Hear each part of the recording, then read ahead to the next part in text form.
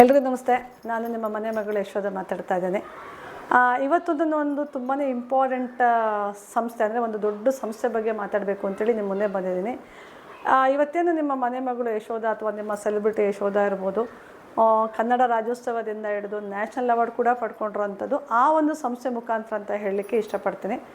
ಯಾವುದಪ್ಪ ಸಂಸ್ಥೆ ಅಂತ ಹೇಳ್ತಾರೆ, ಬರೀ ನನ್ನೊಂದು ಅವಾರ್ಡ್ ಅಂತಲ್ಲ, ಇಡೀ ದೇಶಾದ್ಯಂತ ಲಕ್ಷಾಂತರ ಜನಗಳಿಗೆ ಬದುಕೊಟ್ಟಿರುವಂಥ ಆ ಒಂದು ಸಂಸ್ಥೆ.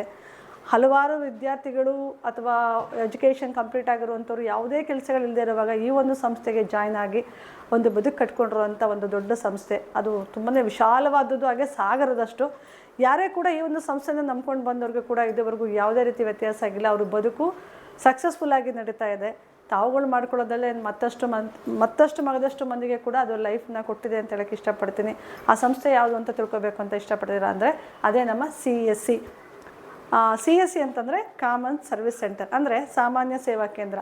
ಈ ಸಾಮಾನ್ಯ ಸೇವಾ ಕೇಂದ್ರದಲ್ಲಿ ಏನಾಗುತ್ತೆ ಅಂತಂದರೆ ಸಾರ್ವಜನಿಕರಿಗೆ ಬೇಕಾದಂಥ ಬರ್ತಿಂದ ಡೆತ್ವರೆಗೂ ಸಿಗುವಂಥ ಎಲ್ಲ ಸರ್ವಿಸಸ್ಗಳು ಕಳೆದ ಒಂದು 10 ವರ್ಷಗಳಿಂದ ಇರ್ಬೋದು, ಅಥವಾ ಯಾವುದೇ ಒಂದು ಗೌರ್ಮೆಂಟ್ ಸರ್ವಿಸಸ್ಗಳನ್ನ ಪಬ್ಲಿಕ್ ಅಥವಾ ಸಾರ್ವಜನಿಕರು ತಗೋಬೇಕಂದ್ರೂ ಕೂಡ ಮೈಲಿಗಟ್ಟಲೆ ಊರಿಂದ ಊರಿಗೆ ಅಥವಾ ಹಳ್ಳಿಗರು ಯಾರಿಗಾದ್ರೂ ಒಂದು ಸರ್ವಿಸಸ್ ಬೇಕು, ಅಥವಾ ಯಾವುದಾದ್ರು ಒಂದು ಪ್ಯಾನ್ ಕಾರ್ಡ್ ಮಾಡಿಸ್ಬೇಕು, ಅಥವಾ ಏನೋ ಒಂದು ಮಾಡಬೇಕು ಅಂದರೂ ಕೂಡ ಬಸ್ ಹತ್ತಿ ಹಳ್ಳಿಯಿಂದ ಹಳ್ಳಿಗೆ ಅಥವಾ ಹಳ್ಳಿಯವರು ಸಿಟಿಗೆ ಬರಬೇಕಾಗಿತ್ತು. ಅವ್ರಿಗೆ ಕರೆಕ್ಟಾದ ಬಸ್ ವ್ಯವಸ್ಥೆ ಆಗಲಿ, ಆ ಥರ ತುಂಬಾ ಅಲೀತಾಯಿದ್ರು. ಒಂದೊಂದು ಕೆಲಸ ಮಾಡ್ಕೋಬೇಕು ಅಂದರೂ ಕೂಡ ಪ್ರತಿ ಬೆಳಗ್ಗೆಯಿಂದ ಸಂಜೆವರೆಗೂ ಕಾದು ಮಾಡಿಸ್ಕೊಂಡು ಬಂದು, ಅವತ್ತು ಸರ್ವರ್ ಇಲ್ಲ, ಅಥವಾ ಅವತ್ತು ಒಂದಷ್ಟು ಜನ ಬಂದಿರ್ತಾರೆ, ಒಂದು 50 ಮಂದಿ ಇರ್ತಾರೆ, ಅದರ ಒಂದು 2-3 ಆಗುತ್ತೆ, ಅಥವಾ ಒಂದು 10 ಜನಕ್ಕಾಗುತ್ತೆ. ನಿರಾಶೆಯಿಂದ ಬರ್ತಾಯಿದ್ರು, ಮತ್ತೆ ಹಾಗೆ ರೊಟ್ಟಿನೂ ನೆಕ್ಸ್ಟ್ ಡೇ. ಸೊ ಈ ಥರದ್ದೆಲ್ಲ ತುಂಬಾ ಪ್ರಾಬ್ಲಮ್ಗಳಿತ್ತು. ಬಟ್ ಈಗ ಆ ರೀತಿ ಇದೆಯಾ? ಖಂಡಿತ ಈಗ ಆ ರೀತಿ ಇಲ್ಲ. ಯಾಕಂತಂದರೆ ಪ್ರತಿಯೊಂದು ಹಳ್ಳಿಗಳಲ್ಲೂ, ಪ್ರತಿಯೊಂದು ಸಿಟಿನಲ್ಲೂ, ಪ್ರತಿಯೊಂದು ವಾರ್ಡ್ನಲ್ಲೂ ಕೂಡ ನಮ್ಮ ಕಾಮನ್ ಸರ್ವಿಸ್ ಸೆಂಟರ್ ಇದೆ. ಆ ಕಾಮನ್ ಸರ್ವಿಸ್ ಸೆಂಟರಲ್ಲಿ ನಿಮಗೆ ಪ್ರತಿಯೊಂದು ಸರ್ವಿಸಸ್ ಬರ್ತಿಂದ ಡೆತ್ವರೆಗೂ ನಿಮಗೆ ಎಲ್ರಿಗೂ ಸಾಮಾನ್ಯವಾಗಿ ರೂಢಿಯಲ್ಲಿ ಬರುವಂಥದ್ದು ಪ್ಯಾನ್ ಕಾರ್ಡ್ಗಳು, ಆಧಾರ್ ಕಾರ್ಡ್ಗಳು, ಪಾಸ್ಪೋರ್ಟ್ಗಳು, ಹಾಗೆ ಹಲವಾರು ಇನ್ನು ಮತ್ತೆ ಹೇಳ್ತಾ ಹೋದರೆ ಸಾಗರದಷ್ಟಿದೆ. ಹಾಗಾಗಿ ಈಗ ಮೊದಲು ತಾಲೂಕು ಆಫೀಸ್ಗೆ ಹೋದರೆ ನಮ್ಗೆ ಇನ್ಕಮ್ ಸರ್ಟಿಫಿಕೇಟ್ ಬೇಕು ಅಂದರೂ ಕೂಡ ನಾವು ಒಂದು ತಾಲೂಕು ಆಫೀಸ್ಗೆ ಹೋಗಬೇಕಾಗಿತ್ತು. ಪ್ಯಾನ್ ಕಾರ್ಡ್ ಬೇಕು ಅಂದರೆ ಪ್ಯಾನ್ ಕಾರ್ಡ್ ಏಜೆನ್ಸಿಗೆ ಹೋಗಬೇಕಾಗಿತ್ತು, ಅಥವಾ ಪಾಸ್ಪೋರ್ಟ್ ಬೇಕು ಅಂದರೆ ಪಾಸ್ಪೋರ್ಟ್ ಆಫೀಸ್ ಬೆಂಗಳೂರಿದೆ ಅಂತ ಹೋಗಬೇಕಾಗಿತ್ತು. ಹೀಗೆ ಒಂದೊಂದು ಸರ್ವಿಸಸ್ಗೂ ಒಂದೊಂದು ಕಡೆ ಹೋಗಬೇಕಾಗಿತ್ತು. ಆದರೆ ನಮ್ಮ ಕಾಮನ್ ಸರ್ವಿಸ್ ಸೆಂಟರಲ್ಲಿ ಪ್ರತಿಯೊಂದು ಸರ್ವಿಸಸ್ ಕೂಡ ಒಂದೇ ಚಾವಣಿ ಅಡಿಯಲ್ಲಿ ಸಿಗ್ತಾ ಇದೆ. ಸೊ ನೀವು ಒಂದು ಸಲ ನಮ್ಮ CSC ಸೆಂಟರ್ಗೆ ಎಂಟ್ರಿ ಆದರೆ ನಿಮಗೆ ಬೇಕಾದಂಥ ಎಲ್ಲ ಕೆಲಸಗಳು ಕೂಡ ಸುಲಭವಾದ ರೀತಿಯಲ್ಲಿ ನಾಮಿನಲ್ ಚಾರ್ಜಸ್ಗಳಲ್ಲಿ ಕೂಡ ಸಿಗುತ್ತೆ. ಸೊ ಹಾಗಾಗಿ ಇವತ್ತೇನು ನಾನು ನಿನ್ನ ಮುಂದೆ ಇದ್ದೀನಿ, ಸೊ ಇದೇ ಒಂದು ಸರ್ವಿಸಸ್ಗಳನ್ನ ಅಂದರೆ ಪಬ್ಲಿಕ್ಗಳಿಗೆ ರೀಚ್ ಮಾಡೋದ್ರ ಮುಖಾಂತರ ನಾನಿವತ್ತು ಕೂಡ ಒಂದು ನ್ಯಾಷನಲ್ ಅವಾರ್ಡಿಗೆ ಕೂಡ ಈ ಒಂದು ಮುಂದೆ. ಹಾಗೆ ನಿಮಗೆ CSC ಬಗ್ಗೆ ನಾನು ಆಲ್ರೆಡಿ ಉದಾಹರಣೆ ಕೊಟ್ಟಂಥ ಪ್ಯಾನ್ ಕಾರ್ಡು ಅದಷ್ಟೇ ಹೇಳ್ತಿದ್ದೀನಿ ಅಂತಲ್ಲ. ನಮ್ಮ CSCನಲ್ಲಿ ಎಜುಕೇಷನ್ ಸಂಬಂಧಪಟ್ಟಂಗೆ ಸಿಗುವಂಥ ಸವಲತ್ತುಗಳು ತುಂಬಾ ಇದೆ. ಅದಲ್ಲದೆ ಮಾತ್ರ ಪ್ರಧಾನಮಂತ್ರಿಗಳ ರಾಜ್ಯ ಮತ್ತು ಕೇಂದ್ರ ಸರ್ಕಾರದಿಂದ ಸಿಗುವಂಥ ಹಲವಾರು ಪೆನ್ಷನ್ ಸ್ಕೀಮ್ಸ್ಗಳು ಕೂಡ ನಮ್ಮ CSC ಸೆಂಟ್ರಲ್ಲಿದೆ. ಸೊ ಓವರಾಲ್ ಟೋಟಲಾಗಿ ಹೇಳಬೇಕು ಅಂದರೆ ಒಂದೇ ಚಾವಣಿಯಲ್ಲಿ ಈಗ ಎಜುಕೇಷನ್ ಸಂಬಂಧಪಟ್ಟಂಗೆ ಅಂತ ಹೇಳಿದ್ರೆ ಕೆಲವರೆಲ್ಲ ಬೇರೆ ಬೇರೆ ಸ್ಕಿಲ್ಗೆ ಹೋಗಬೇಕಾದ್ರೆ ಅವ್ರಿಗೆಲ್ಲ ನೀವು ಬೇಕಾದಂಥ ಏನು ಟ್ರೈನಿಂಗ್ಗಳು ಬೇಕು, ಅಥವಾ ಅದಕ್ಕೆ ಯಾವ ನಾಲೆಜ್ ಯಾವ ರೀತಿ ಇದು ಮಾಡ್ಕೋಬೇಕು ಅನ್ನೋ ಟ್ರೈನಿಂಗ್ಗಳಿಗೆ ಬೇಕಾದಂಥ ಏನು ಒಂದು ಕೋಚಿಂಗ್ಗಳು ಕೂಡ ನಮ್ಮ CSC ಮುಖಂಡ ಸಿಗುತ್ತೆ.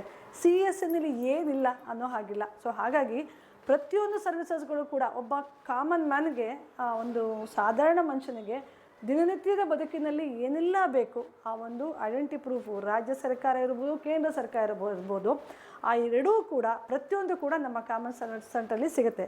ಬರೀ ಕಾಮನ್ ಸರ್ವಿಸ್ ಸೆಂಟ್ರಲ್ಲಿ ಸೇವೆ ಮಾತ್ರ ಅಂತಲ್ಲ, ಬರ್ತೀರಾ, ಸರ್ವಿಸ್ ತೊಗೋತೀರಾ, ಚಾರ್ಜ್ ಆಗುತ್ತೆ, ಅದಷ್ಟೇ ಅಲ್ಲ. ಆದರೆ ಯಾರು ನಮ್ಮ ಕಾಮನ್ ಸರ್ವಿಸ್ ಸೆಂಟರ್ಗೆ ಬಂದು ಒಂದು ಸರ್ವಿಸನ್ನು ತಗೊಳ್ತಾರೆ ಅವರು ಅದೇ ಒಂದು ಫ್ಯಾಮಿಲಿ ಮೆಂಬರಾಗಿ ಕೂಡ ಆಗಿಬಿಡ್ತಾರೆ. ಯಾಕಂದರೆ ಆ ಒಂದು ಬಾಂಧವ್ಯನೂ ಕೂಡ ನಮ್ಮ CSC ಕಾಮನ್ ಸೆಂಟರ್ನ VLEಗಳು ಆ ಒಂದು ಬಾಂಧವ್ಯನೂ ಕೂಡ ಬೆಸೆತಾರೆ. ಹಾಗಾಗಿ ನಾವೇನು VLEಗಳು ಅಂತಂದರೆ ವಿಲೇಜ್ ಲೆವೆಲ್ ಎಂಟರ್ಪ್ರೈನರ್ಸ್ ಅಂತ ಹೇಳಿ ಪ್ರತಿಯೊಂದು ಹಳ್ಳಿಗಳಲ್ಲೂ ಕೂಡ ಈಗ ನಮ್ಮ CSC ಸೆಂಟರ್ಗಳು ಕೂಡ ಇದೆ. ಸೊ ಹಾಗಾಗಿ ದಯಮಾಡಿ ಎಲ್ಲರೂ ಕೂಡ ಕಾಮನ್ ಸರ್ವಿಸ್ ಸೆಂಟರ್ಗೆ ಬಂದು ತಮಗೆ ಬೇಕಾದಂಥ ಪ್ರತಿಯೊಂದು ಸರ್ವಿಸಸ್ಗಳನ್ನ ಪಡ್ಕೋಬೋದು ಅಂತ ಹೇಳ್ತೀನಿ. ಈಗ ಕಾಮನ್ ಸರ್ವಿಸ್ ಸೆಂಟ್ರಲ್ಲಿ ಏನೋ ಸರ್ವಿಸಸ್ಗಳು ಸಿಗ್ತಾ ಇದೆ, ಅದನ್ನು ನಾವು ಕೊಡ್ತಾ ಇದ್ದೀವಿ, ತಲುಪಿಸ್ತಾ ಇದ್ದೀವಿ, ಅದೆಲ್ಲವೂ ಹೇಳಿದ್ವಿ. ಆದರೆ ಆ ಒಂದೊಂದು ಸರ್ವಿಸಸ್ಗಳು ಕೂಡ ಮಾಡಬೇಕಂದ್ರೂ ಕೂಡ ಅದರೇ ಆದ ಟೆಕ್ನಿಕಲ್ ಪ್ರಾಬ್ಲಮ್ಸ್ ಇರುತ್ತೆ, ಬೇರೆ ಬೇರೆ ಪ್ರಾಬ್ಲಮ್ಸ್ ಇರುತ್ತೆ. ಒಂದು ಸಾಫ್ಟ್ವೇರ್ ಡೆವಲಪ್ಮೆಂಟ್ ಮಾಡಬೇಕು ಅಂತಂದರೆ, ಅಥವಾ ಆಗಿರೋ ಸಾಫ್ಟ್ವೇರ್ಲಿ ಯಾವುದೋ ಒಂದು ಪ್ರಿಂಟರ್ ಎರರ್ ಆಗಿರ್ಬೋದು, ಅಥವಾ ಒಂದು ಸಡನ್ನಾಗಲಿ ಏನೋ ಸ್ಟಕ್ ಆಗಿರ್ಬೋದು, ಸರ್ವರ್ಸ್ ಇರ್ಬೋದು. ನಮ್ಮಲ್ಲಿ ಏನಂದರೆ ನಾವು ಕ್ಯಾಶ್ ವಿಡ್ರಾಗಳೆಲ್ಲ ಮಾಡ್ತಾ ಇರ್ತೀವಿ. ಆ ಒಂದು ಟೈಮ್ನಲ್ಲಿ ಏನೋ ಒಂದು ಸರ್ವರ್ ಇಶ್ಯೂ ಅಥವಾ ಟೆಕ್ನಿಕಲ್ ಇಶ್ಯೂಯಿಂದ ಅಮೌಂಟ್ ಕಟ್ಟಾಗಿರುತ್ತೆ ಅಥವಾ ಬಂದಿಲ್ಲ, ಎಲ್ಲೋ ಒಂದು ಕಡೆ ಸ್ಟಕ್ ಆಗಿರುತ್ತೆ, ಅದೆಲ್ಲನೂ ಕೂಡ ನಾವೇನು ಮಾಡ್ಬೋದು.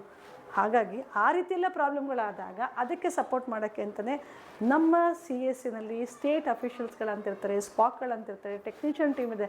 ಅವರೆಲ್ಲರೂ ಕೂಡ ನಮ್ಮ ತೆರೆ ಹಿಂದೆ ಅಂದರೆ ನಮ್ಮ ಬ್ಯಾಕ್ ಎಂಡಲ್ಲಿ ಇದ್ದು ನಮಗೆ ಅದನ್ನೆಲ್ಲನೂ ಕೂಡ ಸಪೋರ್ಟ್ ಮಾಡ್ತಾರೆ. ಯಾಕಂದರೆ ಅವ್ರುಗಳ ಸಪೋರ್ಟ್ಗಳಿಲ್ಲದೆ ಟೆಕ್ನಿಕಲ್ ಇಶ್ಯೂ ಆಗಲಿ ಏನಾದ್ರು ಒಂದು ಸರ್ವಿಸಸ್ ಬಂದರೂ ಕೂಡ ಅದನ್ನು ತಲುಪ್ಸೋಕ್ಕೆ ಕಷ್ಟ ಆಗುತ್ತೆ.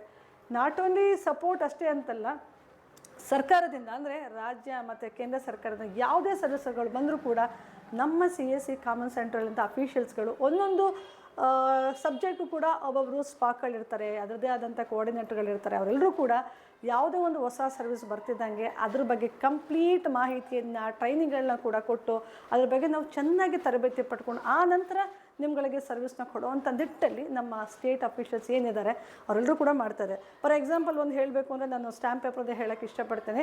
ಯಾಕಂತಂದರೆ ಬೇರೆ ಬೇರೆ ಸರ್ವಿಸಸ್ಗಳಲ್ಲಿ ನಾವು ರೀಪ್ರಿಂಟ್ಗಳನ್ನ ತೊಗೊಳ್ಬೋದು, ಆದರೆ ಸ್ಟ್ಯಾಂಪ್ ಪೇಪರ್ ಅಂದರೆ ರೀಪ್ರಿಂಟ್ಗಳನ್ನ ತೊಗೊಳ್ಲಿಕ್ಕೆ ಅವಕಾಶಗಳಿರಲ್ಲ. ಯಾಕಂದರೆ ಒಂದು ಸಲ ಪೇಪರು ಯಾವುದೋ ಒಂದು ಎರರ್ ಆಯಿತು ಅಂತಂದರೆ ಮತ್ತೆ ಹೊಸದು ಮಾಡ್ಕೋಬೇಕು. ಆದರೆ ಆ ರೀತಿ ಯಾವುದೊಂದು ಪ್ರಿಂಟರ್ ಇರ್ಬೋದು, ಸಡನ್ನಾಗಿ ಪ್ರಿಂಟ್ ಬರಬೇಕಂತಂದರೆ ಪವರ್ ಏನೋ ಹೋಗಿ ಏನೋ ವ್ಯತ್ಯಾಸ ಆಗ್ಬೋದು. ಆ ಥರ ಪ್ರಾಬ್ಲಮ್ಗಳು ಆಗಿದ್ದೂ ಕೂಡ ನಮ್ಮ ಸ್ಟೇಟ್ ಅಫಿಷಿಯಲ್ಸ್ಗಳೇನಿದ್ದಾರೆ ಈ ರೀತಿ ಆಗಿದೆ ಅಂಥೇಳಿ ಅವ್ರಿಗೊಂದು ರಿಕ್ವೆಸ್ಟ್ ಕೊಟ್ಟಾಗ ಅದೊಂದು ಫಾರ್ಮಾಲಿಟೀಸ್ ಏನಿದೆ ಅದನ್ನ ಮುಗಿಸಿ ಆ ಒಂದು ಮತ್ತೆ ಪೇಪರ್ನ ಪ್ರಿಂಟ್ ಬರೋ ಅಷ್ಟು ಮಟ್ಟಿಗೆ ಇಮಿಡಿಯೇಟಾಗಿ ನಮಗೆ ಆ್ಯಕ್ಷನ್ ತೊಗೊಂಡು ನಮಗೆ ಸಾಲ್ವೇಷನ್ ಕೊಡ್ತಾ ಇದ್ದಾರೆ. ಈ ರೀತಿ ನಿಟ್ಟಲ್ಲಿ ಅವರೆಲ್ಲ ವರ್ಕ್ ಮಾಡ್ತಿರುವಾಗ ನಮ್ಮ ಕಾಮನ್ ಸರ್ವಿಸ್ ಸೆಂಟರ್ ನಿಜವಾಗ್ಲೂ ಸಾಗರ ತುಂಬಾ ಹೆಮ್ಮೆ ಅಂತ ಹೇಳೋಕ್ಕೆ ಇಷ್ಟಪಡ್ತೀನಿ. ಹಾಗಾಗಿ ಪ್ರತಿಯೊಬ್ಬರಿಗೂ ಕೂಡ ಕಾಮನ್ ಸರ್ವಿಸ್ ಸೆಂಟರ್ ಬಗ್ಗೆ ಅಷ್ಟಾಗಿ ಮಾಹಿತಿ ಇಲ್ಲ. ಇನ್ನೂ ಯಾಕಂತಂದರೆ CSC ಅಂದರೆ ಏನೋ ಬ್ರೌಸಿಂಗು ಸೈಬರ್ ಅಂತ ಅನ್ಕೋತಾ ಇರ್ತಾರೆ. ಸೈಬರ್ ಖಂಡಿತ ಅಲ್ವೇ ಅಲ್ಲ. ಕಾಮನ್ ಸರ್ವಿಸ್ ಸೆಂಟರ್ ಹೆಸರಲ್ಲೇ ಇದೆ ಸಾಮಾನ್ಯ ಸೇವಾ ಕೇಂದ್ರ ಅಂತ. ಅಂದರೆ ಸಾಮಾನ್ಯ ಜನಗಳಿಗೂ ಕೂಡ ಕೈಗೆಟುಕುವ ರೀತಿಯಲ್ಲಿ ಪ್ರತಿಯೊಂದು ಸೇವೆಗಳನ್ನ ಸುಲಭವಾದ ರೀತಿಯಲ್ಲಿ ಕೊಡ್ತಿರೋಂಥ ಸಂಸ್ಥೆ ನಮ್ಮ CSC. ಹಾಗಾಗಿ ನಾನು ಯಾವಾಗಲೂ ಕೂಡ ನಮ್ಮ CSC ನನ್ನ ಹೆಮ್ಮೆ ಅಂತ ಹೇಳೋಕ್ಕೆ ಇಷ್ಟಪಡ್ತೀನಿ. ಹಾಗೆ ಕಡೆಯವರೆಗೂ ಕೂಡ ನಾನು ಏನು ಇವತ್ತು ಇದ್ದೀನಿ ಅದು ಕೂಡ ನನ್ನ CSCಯಿಂದಲೇ ಯಾವುದೇ ಕಾರಣಕ್ಕೂ ತಪ್ಪಲ್ಲ. ನನ್ನ ಜೀವನದ ಯಶಸ್ಸು ಏನಿದೆ ಅದು ಕೂಡ ನನಗೆ CSCಯಿಂದಲೇ ಸಿಕ್ಕಿರುವಂಥದ್ದು. ಹಾಗಾಗಿ ನಾನೊಬ್ಬಳೇ ಅಂತಲ್ಲ, ಆಲ್ರೆಡಿ ಇಡೀ ಮೈಸೂರು ಜಿಲ್ಲೆ ಅಂತಲ್ಲ ಅಥವಾ ಕರ್ನಾಟಕ ಅಂತಲ್ಲ, ದೇಶಾದ್ಯಂತ ಹಲವಾರು ಲಕ್ಷಾಂತರ ಮಂದಿ ಈ CSC ಅಂಡರಲ್ಲಿ ಕೆಲಸ ಮಾಡ್ತಾ ಇದ್ದಾರೆ. ಅವರೆಲ್ಲರಿಗೂ ಕೂಡ ಒಂದು ನಮಸ್ತೆ ಹೇಳ್ತಾ, ಹಾಗೆ ಇವತ್ತು ಏನು ನಾವೆಲ್ಲ ಬದುಕನ್ನು ಕಟ್ಕೊಂಡಿದ್ದೀವಿ ಆ ಒಂದು ನಿಟ್ಟಲ್ಲಿ ನಮ್ಮ ಬ್ಯಾಕ್ ಎಂಡಾಗಿ ಸಪೋರ್ಟ್ ಮಾಡಿದಂಥ ನಮ್ಮ ಸ್ಟೇಟ್ಗಳಿರ್ಬೋದು, ನಮ್ಮ ಕೋಆರ್ಡಿನೇಟರ್ಸ್ ಇರ್ಬೋದು, ನಮ್ಮ ಎಲ್ಲ ರೀತಿಯ ಮ್ಯಾನೇಜರ್ಗಳಿರ್ಬೋದು, ಸ್ಟೇಟ್ ಅಫಿಷಿಯಲ್ಸ್ ಎಲ್ಲರಿಗೂ ಕೂಡ, ಜೊತೆಗೆ ನಮ್ಮ ಕಾಮನ್ ಸರ್ವಿಸ್ ಸೆಂಟರ್ಗೆ ಬಂದು ಸೇವೆ ತೊಗೊಂಡಂಥ ಎಲ್ಲ ಕೂಡ ಸಾರ್ವಜನಿಕರು ನಾನು ಈ ಮೂಲಕ ಥ್ಯಾಂಕ್ಸ್ನ ಹೇಳೋಕ್ಕೆ ಇಷ್ಟಪಡ್ತೀನಿ. ನಮಸ್ತೆ, ಒಳ್ಳೆಯದಾಗಲಿ.